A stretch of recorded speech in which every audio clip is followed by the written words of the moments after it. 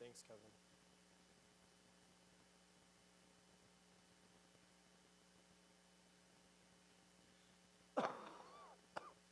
Good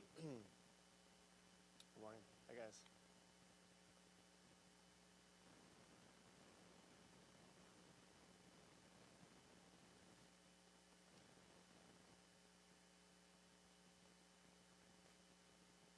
I put our stuff right over here. I just forgot our water bottles. I didn't give Kate her water bottle either. Sorry. All right, we'll get started with prayer. Dear God, we just thank you so much for this ability we have to come together and worship this morning, and I pray that you just please help everybody to have a safe travel as they come to church this morning, and I pray that you'd give us all wisdom and unity as we meet together and worship together, and I pray that you'd help me as I teach, that I would teach accurately and according to your word. Help us to think critically about how we can use the tools that you've given us to impact others for Christ. And we ask these things in your name. Amen. All right, so we're going to begin a basically 6-week, 6-lesson. I guess it's like going through the book of Tactics. Has anybody read that book? So I think I've got a picture of it on my next slide. But I don't have control again, Kevin. I'm sorry. There you go. So there's the book, and then Gregory Kunkel is the author. And it's an apologetics book that looks at how Christians really can use some tools to help share the gospel and also just get people to think about why they believe what they believe. Because a lot of people believe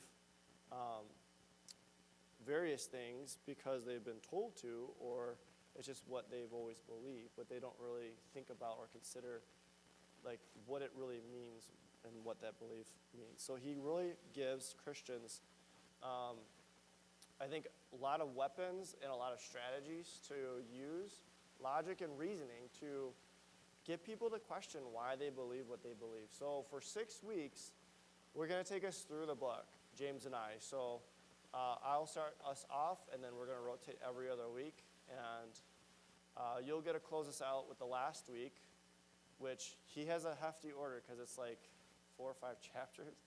I think we're doing like 2 chapters a week until the last one, which is like, I don't know, like I said, 4 or 5 chapters. So, but hopefully it'll be a blessing. And so the first week, we're really just going to look at the first 2 chapters of the book, and we're going to see how Kunkel just gives us some introductory things to think about before he really dives into the main strategy in his book. And so we'll get to that. James will start that next week, which I was a little bit jealous that he gets to do that lesson, but it's all good. All right, so I'll just give you kind of a brief overview about the book and kind of like some things that he kind of teaches about in this book. So Tactics is really about how to have productive conversations about Christianity with non-Christians, obviously. It's not how to win arguments. It's not a book about how to make sure that your argument is the best. It's really about having positive, productive conversations with people and using certain strategies to get people to get to a point where they're questioning maybe why they believe what they believe. So the book really assumes that most Christians know what they believe is true, but that they feel unprepared or maybe even intimidated when addressing unbelievers and asking them questions or explaining their faith. And so Tactics really is an apologetics book that's based on diplomacy, not combativeness. And so we want to engage people with wisdom. We want to engage people with patience and respect as we get them maybe to consider or reconsider their worldviews. And so the focus is on strategy. And so the whole course is really going to walk us through some strategies that we can employ when having these types of discussions with unbelievers. So Tactics, it helps you stay calm instead of panicking in those situations, maybe when you're not sure what to say. It teaches you and helps us to think of good questions instead of reacting in a defensive manner. And it also helps really get us to the point where we're helping somebody clarify, or helping them get to the point where they're clarifying what they actually believe, and then getting that information from the person first before then we respond. Because we want to understand what we're dealing with before we just start diving into stuff. At the core of the book, the main tactic is called the Columbo tactic. And again, James will talk about this next week. But this is really his big strategy for using questions to guide conversations. So throughout the book, tactics really emphasizes that tone matters. And obviously, people matter more than like points. And that faithfulness is more important than winning. And that's kind of what the thrust of my first lesson today is going to be, is at least one of the main points is that being faithful to what God has called us to do is more important than winning a conversation or winning a debate or that kind of thing. And so the book really trains the reader to take responsibility for conversations, to shift the burden of proof onto the person that you're talking with, and to test ideas for consistency and the consequences that those ideas will lead to if you follow them all the way through. So it's a very practical book. In fact, I've gone through the book, I think, 2 or 3 times now on my own prior to this. So it's really helpful, really good. And I've benefited greatly in my own life. And it's not just the strategies that he gives in this book are not really just in relation to witnessing and sharing the gospel or getting to that point. It also is just a good strategy in like how to understand why people believe what they believe, and just asking those types of questions to get to the root issue of why people believe what they believe. And that's under any various different beliefs and systems or whatever it might be. Like if you don't like the Chicago Bears, I might ask you a few questions so that you get to the point to think like, maybe I shouldn't like the Packers anymore, or I should like the Bears, right? I've used that many times to convert people to the Bears, yes. Just kidding, no, I haven't. So again, like it's practical, it's repeatable, it's something that we can use every day, not just in a debating situation. And then ultimately the goal of this whole series, the goal of tactics in the book that he's written, is really that we would represent Christ well, that we would speak the truth clearly, and that we would be genuine in our love and care for other people. And so that's really the whole thrust and main idea through this whole series and his whole book. Okay? So it is an apologetics course. It is an apologetics book in its essence. But before we kind of begin, I want us to think about apologetics. So when you hear the word apologetics or defending your faith, what kind of emotions really come to mind and why?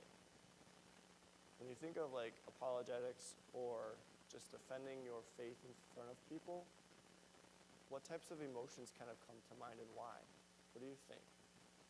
How do you usually feel when you're thinking about apologetics or defending your faith? Yeah, Karen? Yeah, good. So it's exciting. It is a privilege that we have. What else? Very good. Anybody ever get nervous? I get nervous. Yeah. Why do we get nervous? What do you think?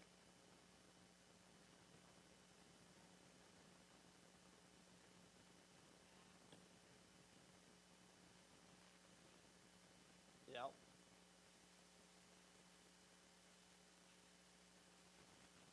Yes. Yeah, all of that can make us nervous. What else? Very good. Any other emotions that you kind of feel as you're kind of going through or thinking about apologetics or defending your faith?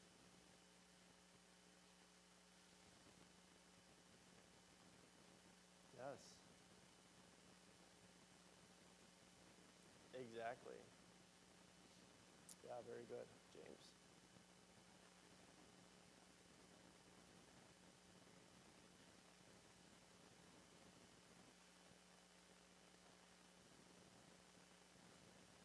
Yeah.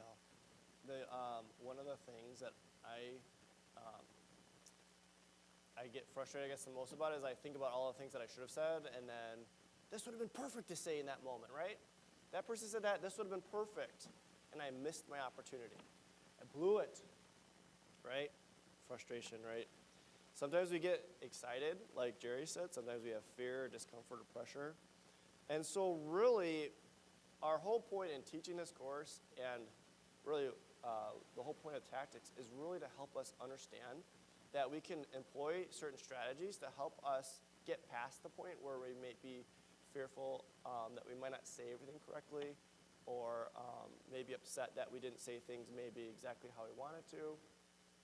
It's really to help us have confidence in knowing that we can go into certain situations and conversations and have certain strategies that are very easy to remember and easy to use to just get people to think about why they believe what they believe.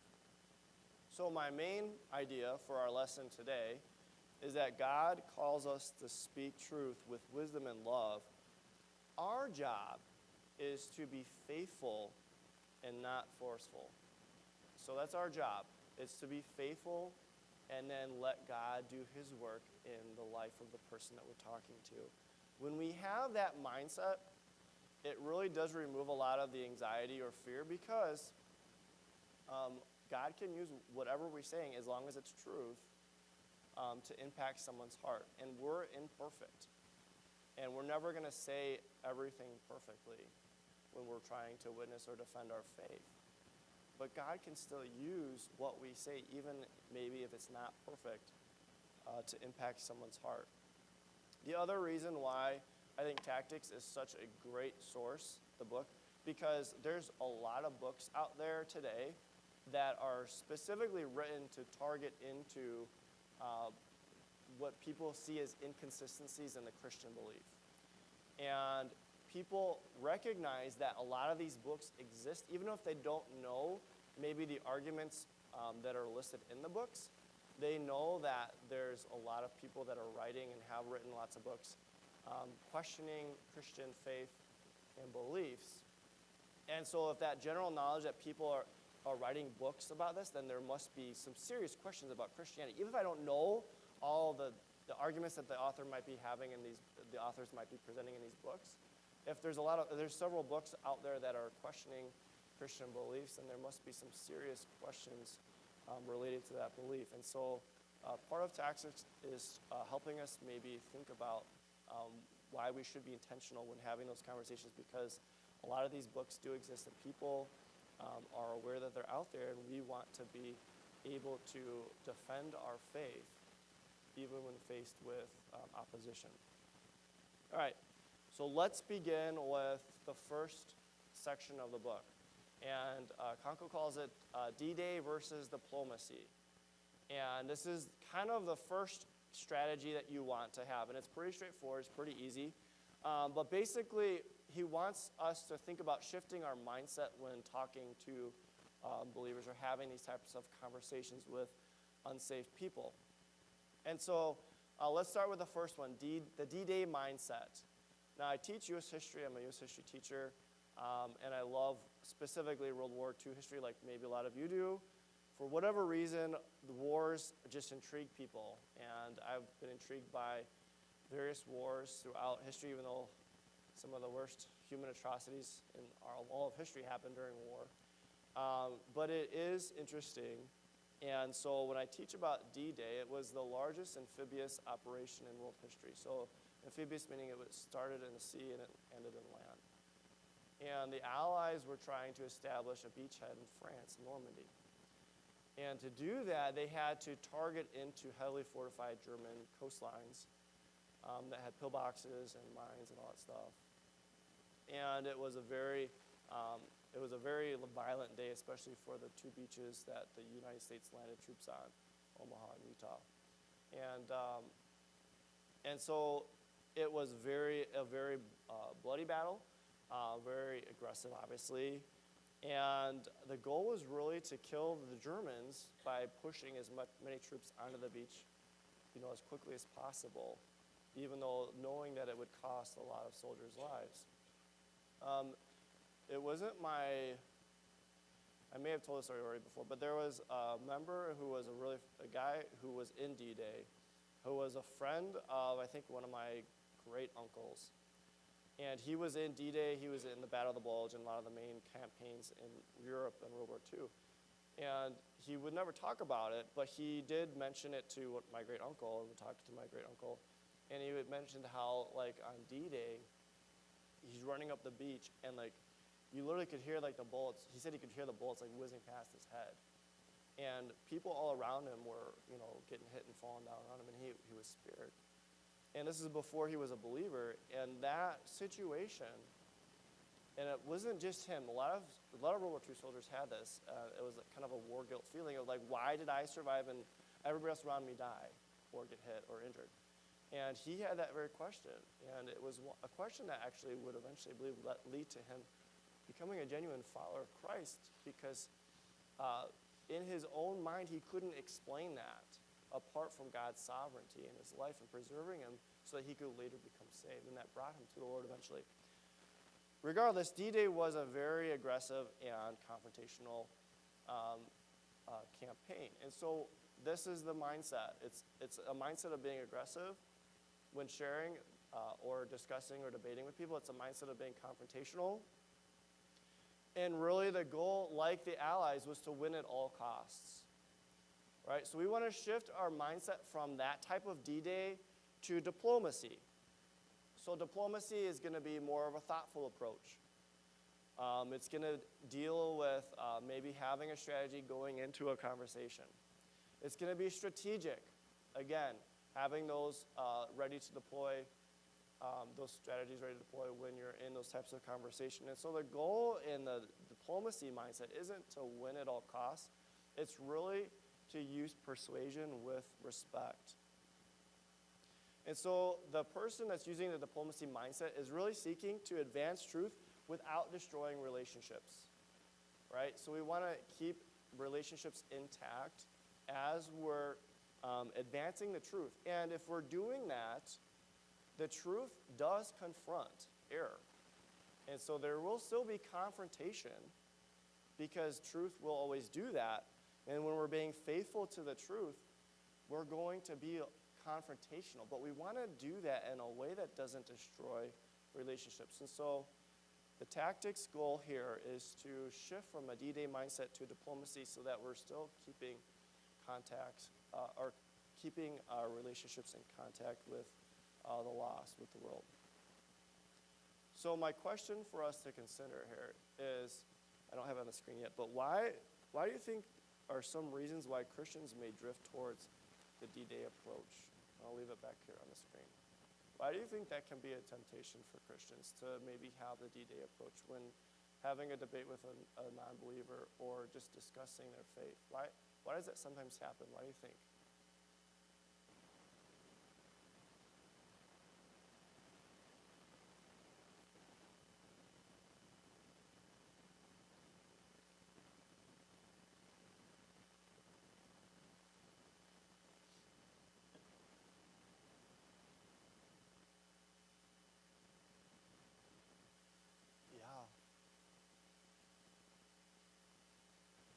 Yeah, very good. Our emotions can play into it. Yep.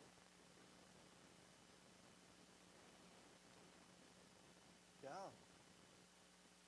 Yeah, we don't like to lose arguments, do we?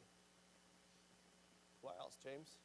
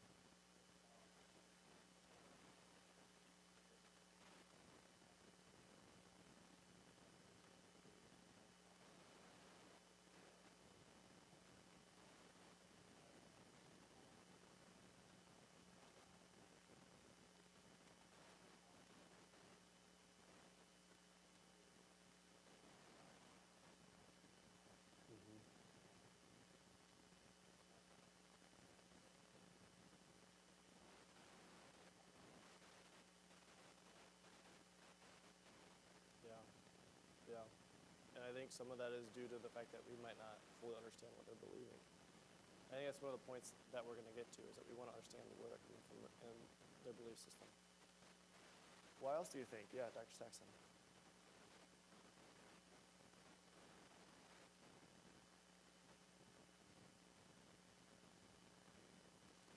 Yeah, you're jumping ahead on me today, but yeah, that's a very good point. I think. Thank you for that.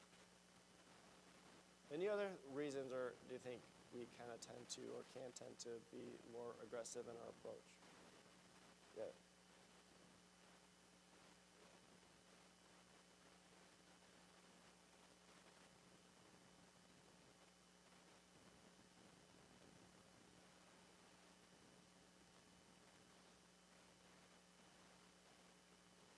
Yeah.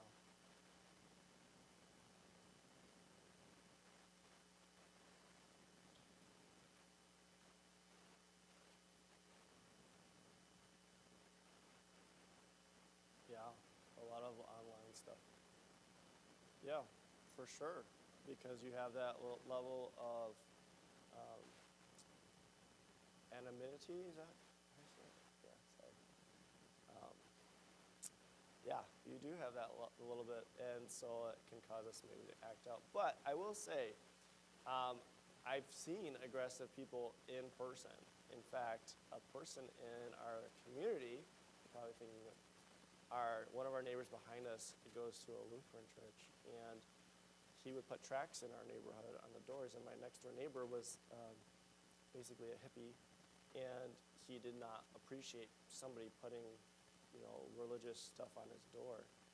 And so one day in the summer, we were in our house or something, I think, and we just started yelling. And we go to the window, and my next door neighbor and this guy are yelling at each other, and the guy that put the tract, what did he say,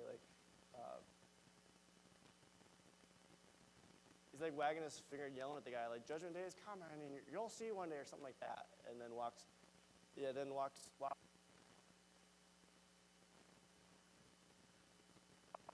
don't know.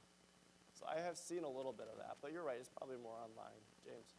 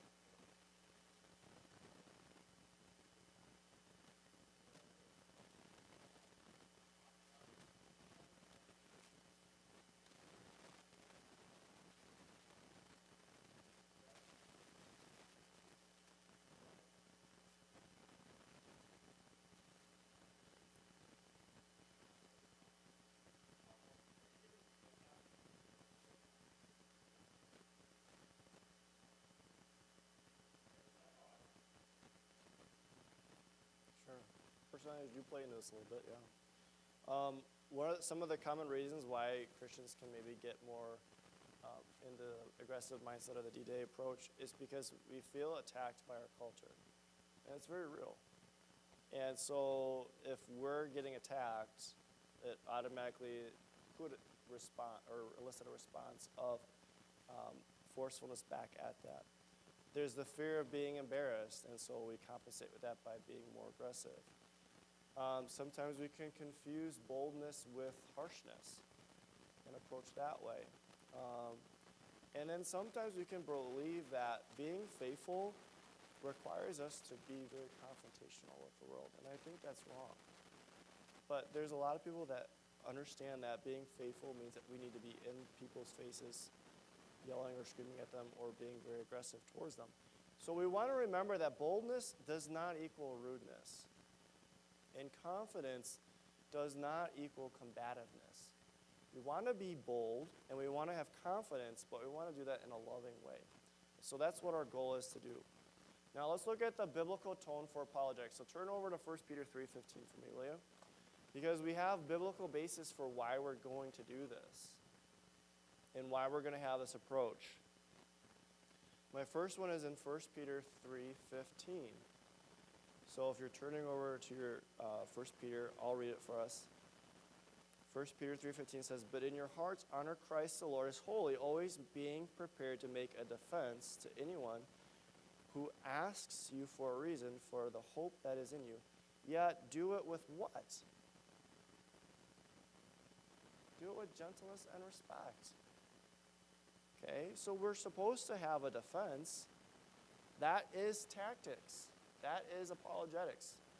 But we're to do it with gentleness and respect. Let's look at the next one. Go to Colossians 4. Colossians 4, 5, and 6. So turn over there with me, please.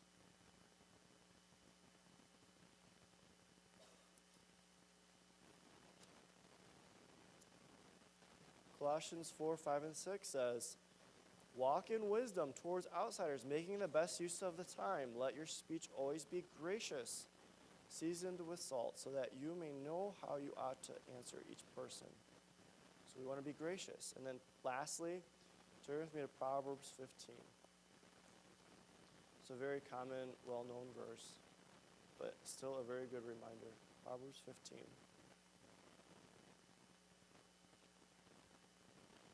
The verse 1 says, "A soft answer turns away wrath, but a harsh word stirs up anger." So these are biblical approaches to how we should be approaching and how we should be responding to people who question our faith or who even attack our faith. So tactics, it's a biblical strategy because it helps us obey these commands. It helps us think about the people that we're responding to, and we want to have a correct approach to that. So let me ask you this. We talked about the D-Day, but I don't have it up here either, but why might a diplomatic approach make conversations maybe go a little more effectively or better? Why would responding in more of a diplomatic approach with a strategy, with calmness, why would that maybe be more effective, at least in terms of our interaction with the person? Brooke?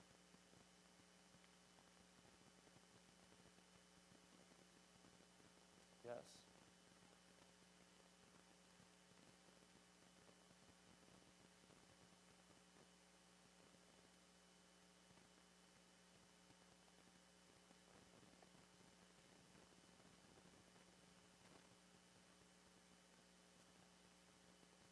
Exactly. Very good. Why else? Yes.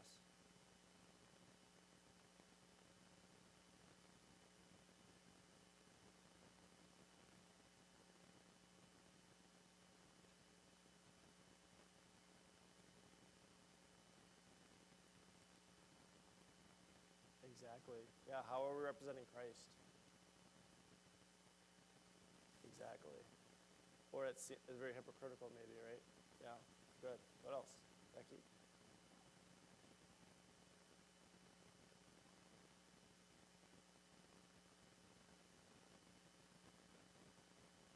Attack mode.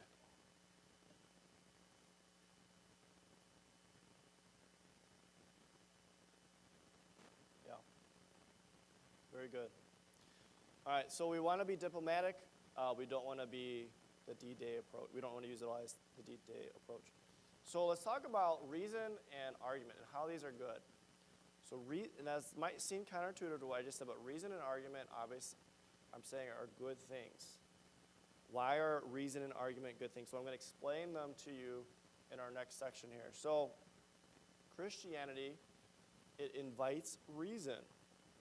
Okay, the world might try to argue that there is no reason in our faith, in our belief, that it stretches the imagination and it's fairy tales. But Christianity is a truth claim, and it's based in reason. And so it's a truth claim, and truth can be discussed, it can be tested, and it can be defended. And so there's reasons for why we believe what we believe. Faith does require us to believe things that we may not fully understand, but that doesn't mean there's nothing that we have as a reason for why we believe what we believe. There's very good reasons for why we believe what we believe. And using that reason is not unspiritual. In fact, it reflects God's design. It's part of God's nature, reason is.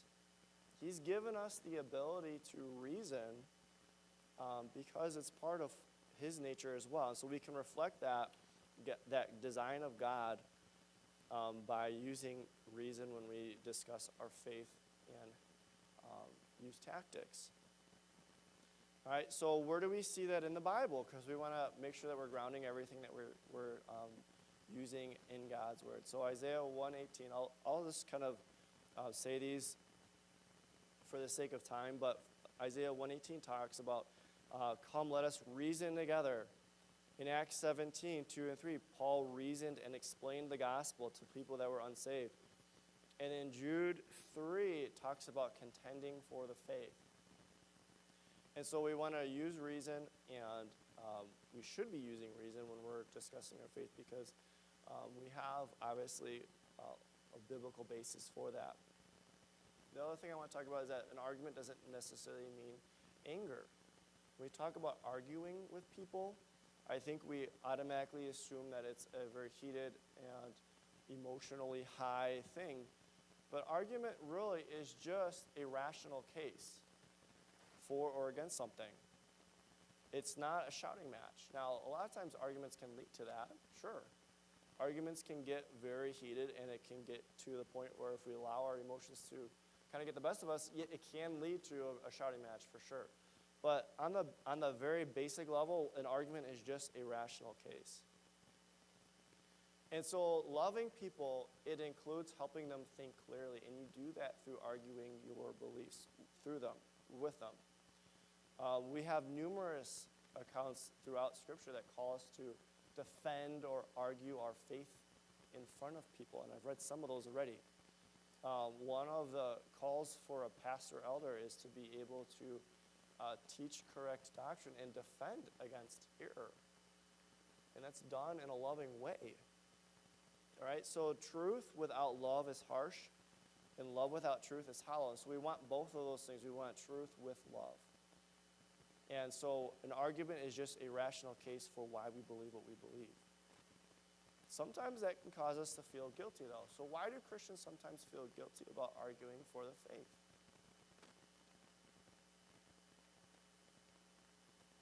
Has this ever happened to you? Or maybe you felt guilty for maybe arguing your faith?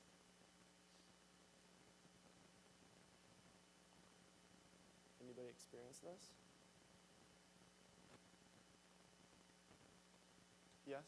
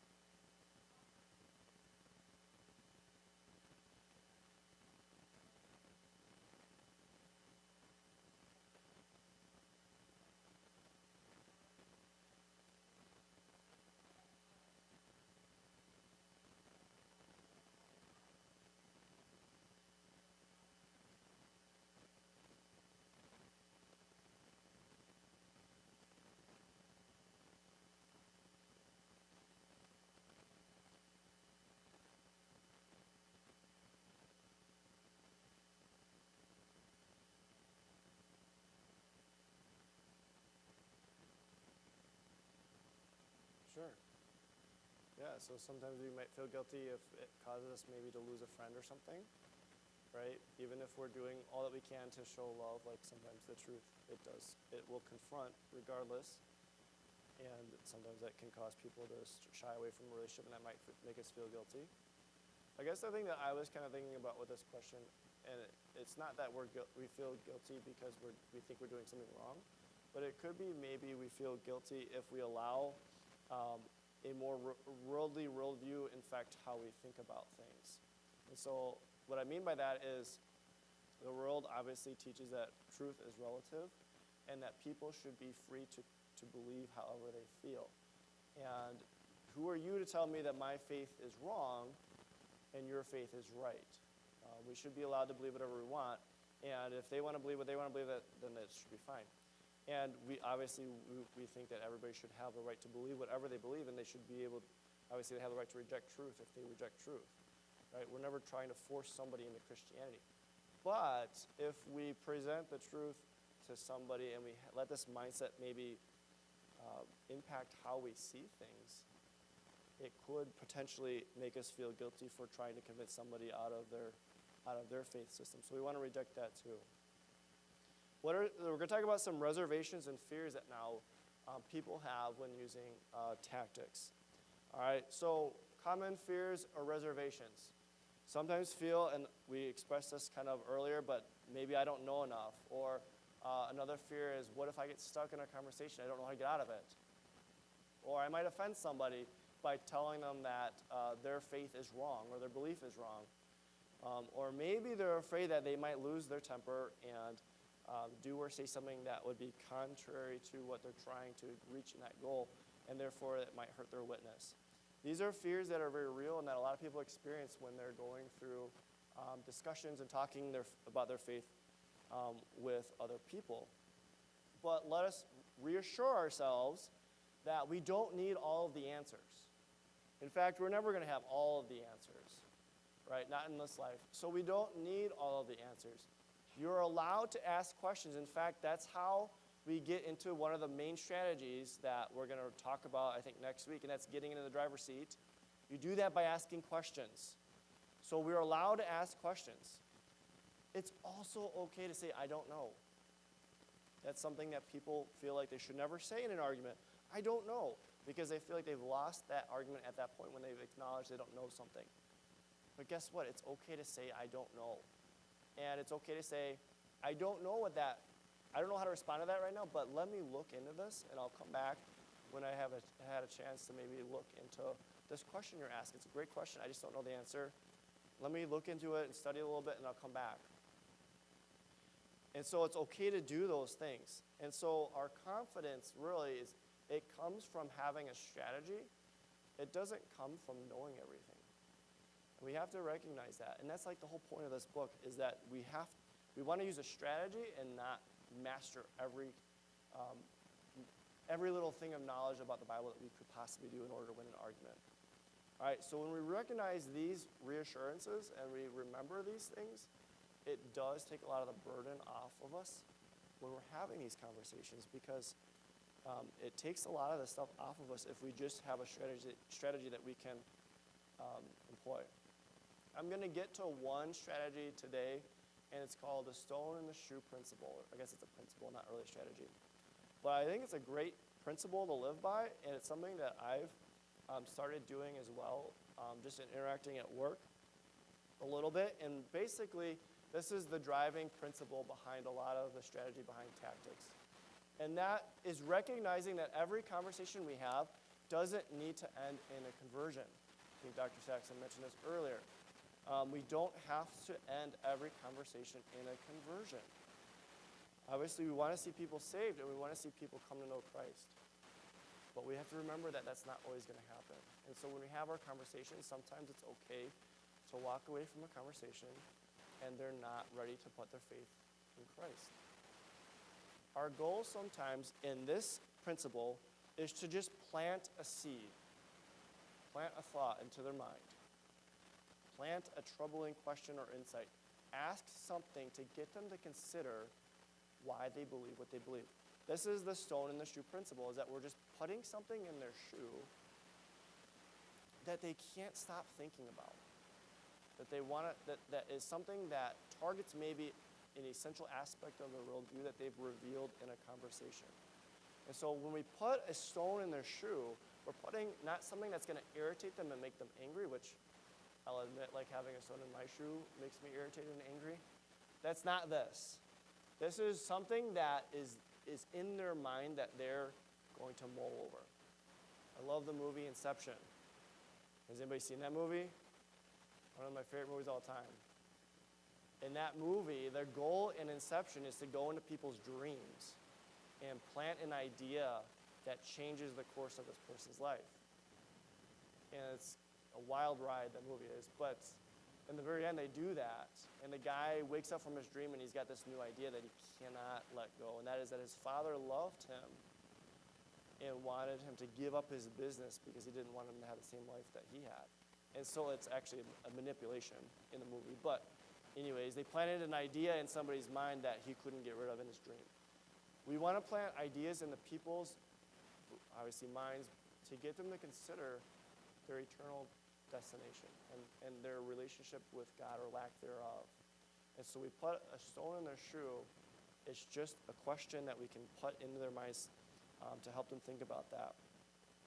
So it's a thought that stays with them like a stone in a shoe. A small stone in a shoe can change the direction of someone's journey, according to Tactics.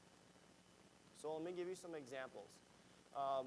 When you're talking with somebody and you're asking them questions about maybe some philosophical things that are deep, right?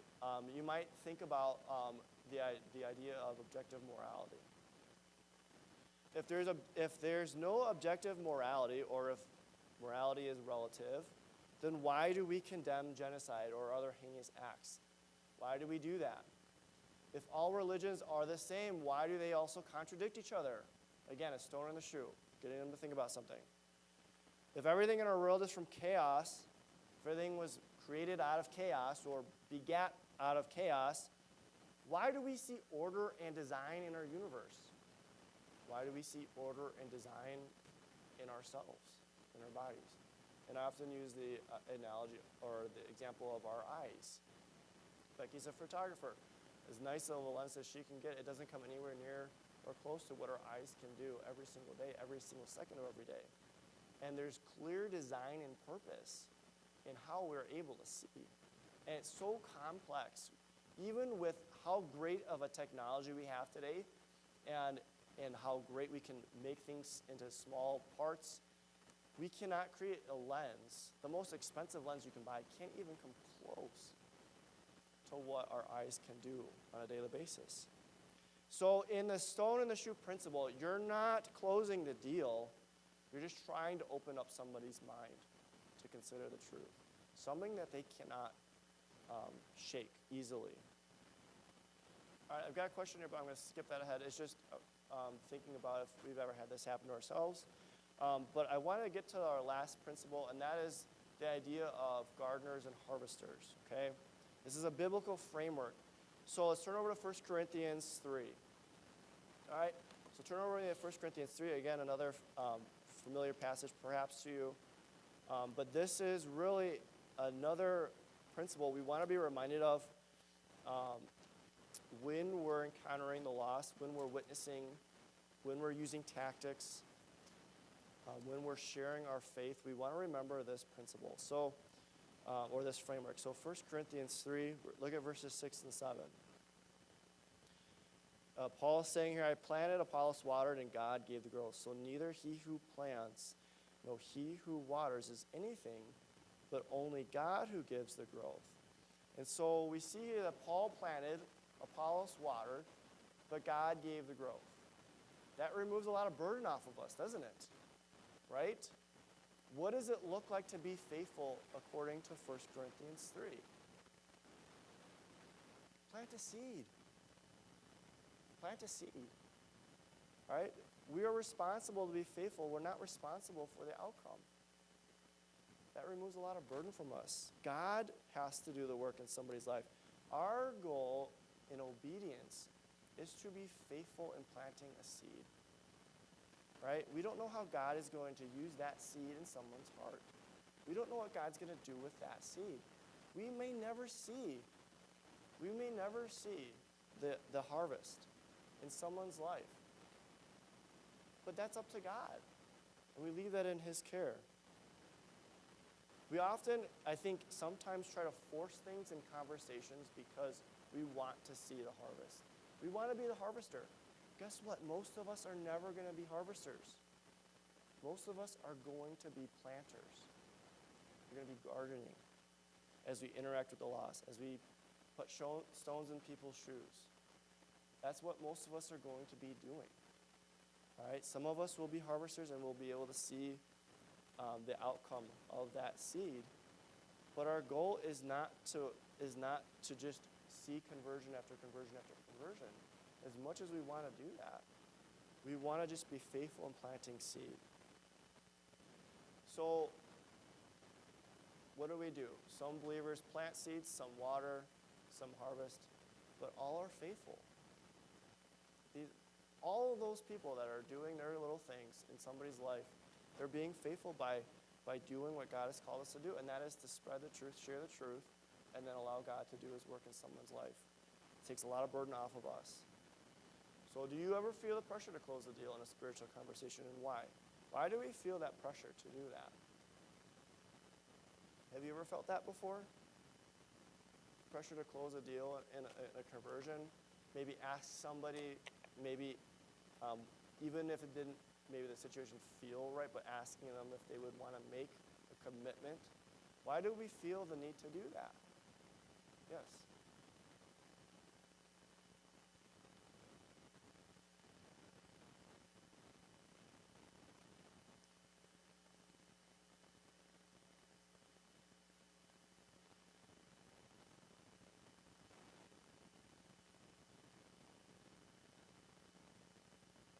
Yeah.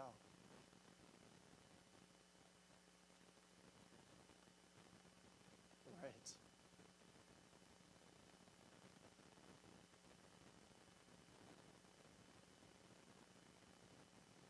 Yeah, for sure.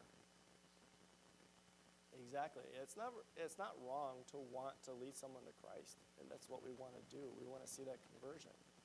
But we also want to recognize that when we're having, and this is the whole point of tactics, is that we want to recognize where somebody's at by asking questions and not try to force something or force a response that might not even be genuine in a situation where they're just not ready yet and the Holy Spirit hasn't done the work yet. So very good point. Thank you. Why else? Yeah, Jocelyn.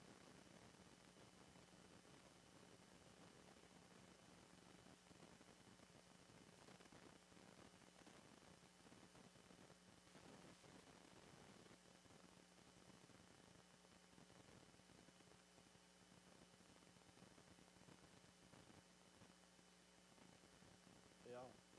That's a pretty big burden on you, doesn't it? That mentality. Good. What else?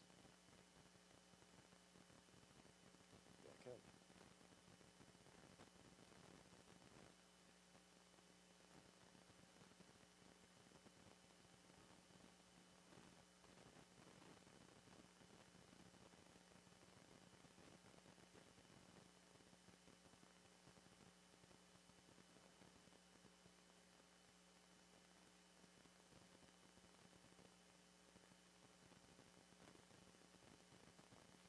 Yeah.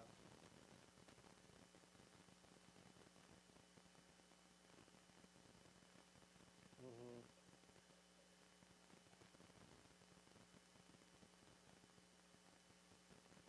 Yeah. Yes. Yeah, I agree. It can be something that we use to reaffirm things that maybe are true, maybe aren't, though, right? Good. Yes.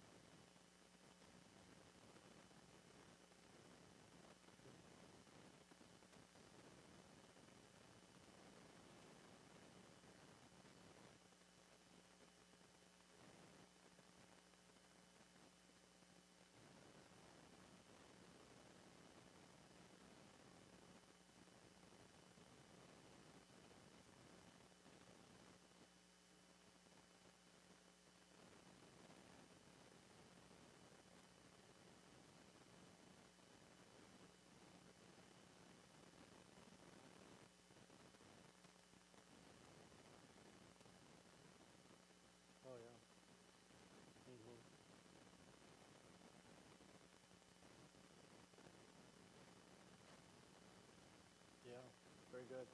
I like that analogy. Anybody else?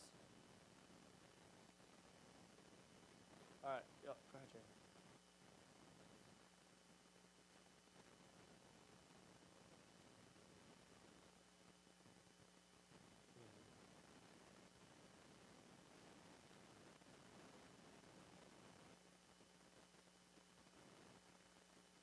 Yeah. It can become very like formulaic too, right? Yep. Go ahead. Bring it.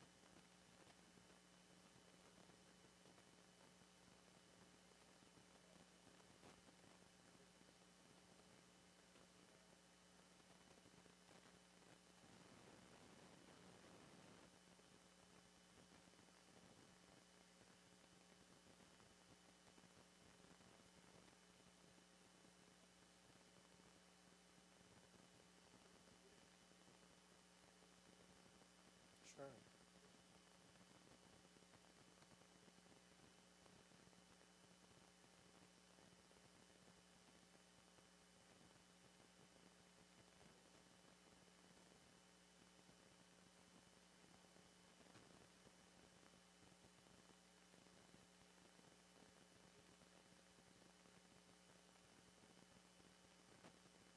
Hmm.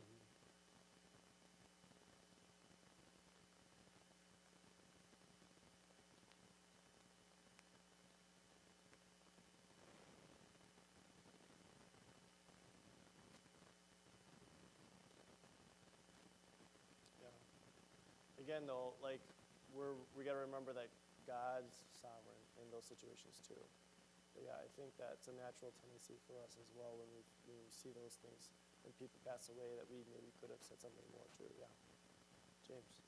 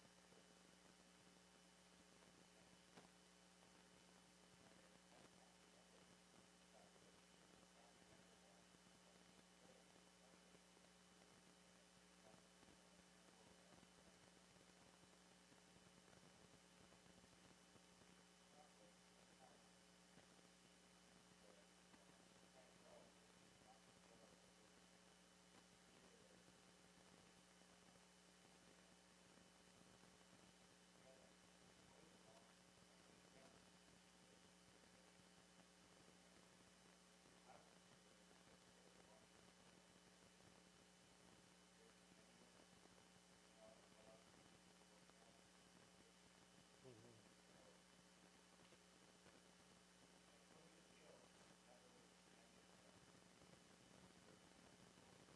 Yeah, it's just the beginning. But that's where we have the church to come alongside and work with us in that regard too, which is amazing. All right, so I want to close with one challenge for us today, okay? And my challenge for all of us, including myself this week, is can we think of one stone to plant somebody's shoe? Just one stone. See if we can do that this week by asking a thoughtful question or sharing maybe a general insight that reveals the truth about who God is or will lead someone to that effect. So pray about it. This is something that we should be praying for and remembering that God ultimately is the one that can reveal his truth in someone's soul. So we leave the results to God, but let's try to be faithful and maybe just try to plant one shoe or stone in someone's shoe. So we need to ask God for wisdom because this takes a lot of wisdom in knowing what to say at the right time. We should be asking God for an opportunity to do this and also asking God to give us boldness as we seek to hopefully do this week.